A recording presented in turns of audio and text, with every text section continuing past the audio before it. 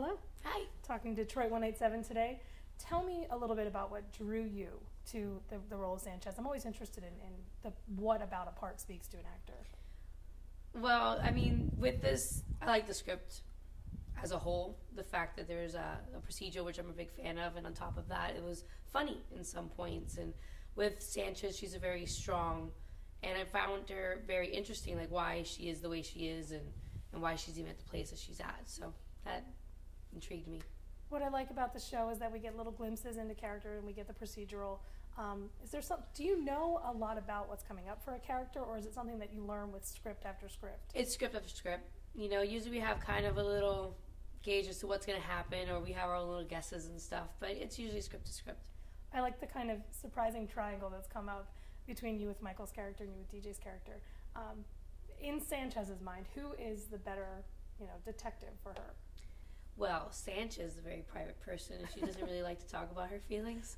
But other than that, I don't know. I think she's trying to figure it out. I don't think she knows what she wants. And excellent.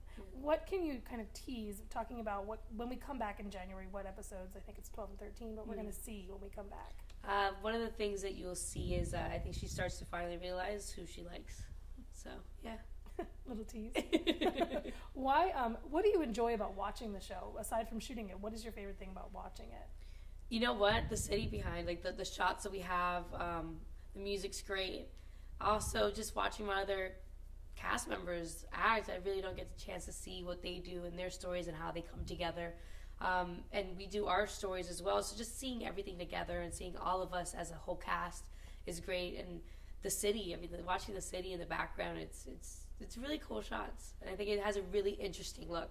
It's something different than what we've seen, I think, really anywhere. So that's why I'm drawn to it, I guess. Why should people tune in?